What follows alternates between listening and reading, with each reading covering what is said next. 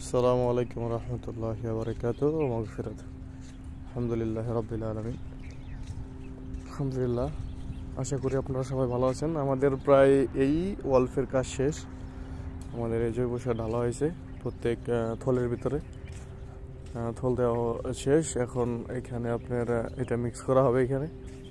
এটা মিক্স করার শেষে তারপরে আপনার এখানে পানি দেওয়া হবে। পানি দেওয়ার পর তারপরে আমরা পরবর্তী যে প্রসেসিংটা আছে, আপনার যে চারা লাগানো, ফুলকপি এবং পাতাকপি চারা এখানে লাগানো হবে। আলহামদুলিল্লাহ, আমাদের ফুলকপি চারা বড় হয়ে গেছে।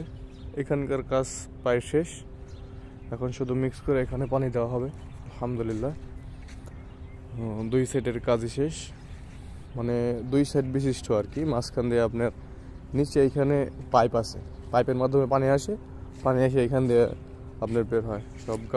সব গাতারায় সব থলের ভিতরে আপনার পানি যাবে এখান থেকে।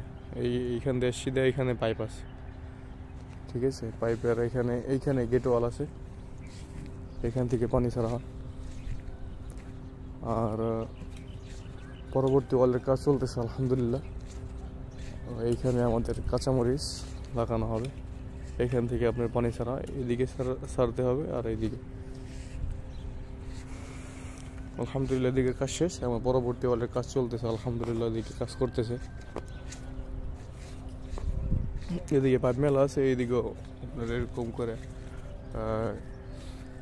থল দেওয়া হবে আলহামদুলিল্লাহ। তারপরে চারা লাগানো হবে। এখানে মরিচের চারা, আর হয়তো বা এখানে কি এখনো ডিসাইড করা হয় না এখানে কি লাগাবে। এখানকার কাজ চলতেছে এখন আলহামদুলিল্লাহ। আমাদের কাজ চলতেছে এখানে।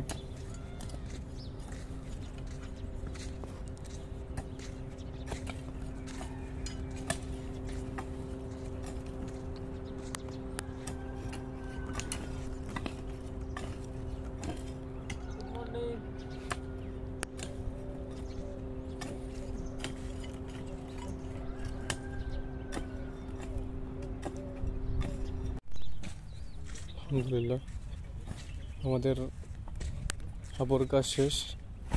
সামাদ দেওয়া হইতেছে, দেখতে পাচ্ছেন আপনারা। আরবিতে সামাদ বলে, আর বাংলায় যেটাকে জৈবসার বলা হয়।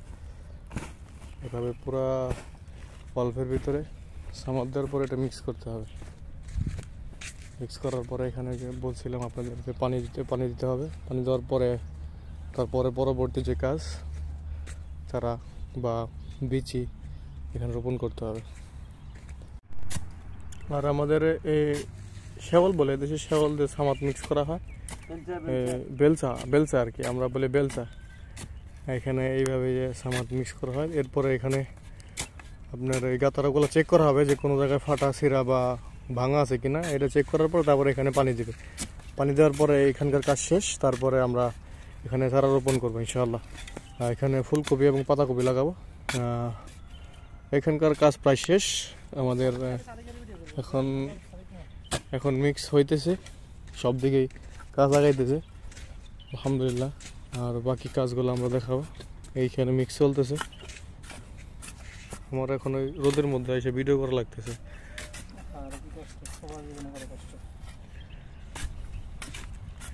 দেখেন এইভাবে প্রত্যেকটা ওয়াল এইভাবে সামাদ মিক্স করা হয়।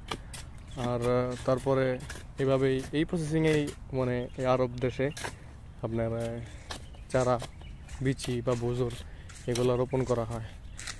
তাছাড়া তো বালুর নিচে সব পাথর, এখান তো কিছু হওয়ার কথা না। তারপরেও সার, তারপরে আপনার জৈব সার, এই যে মাইটা সার, এগুলা দিয়ে বালুকে মাটিতে রূপান্তরিত করা হয়। হ্যাঁ, এখানে মাটিতে রূপান্তরিত করা হয়। তার উর্বরতা বাড়ানোর জন্য, গাছ সঠিকভাবে হওয়ার জন্য অনেক কিছু প্রয়োগ করা হয়। এখানে অনেক কিছু দরকার।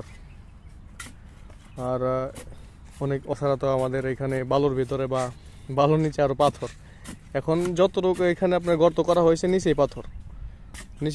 এখানে আর বেশি নিচে আপনার গর্ত করা যায় না। থলে এটুকু দেওয়া লাগবে। নিচে খালি পাথর, উপরে শুধু হালকা বালু, আর নিচে সব পাথর।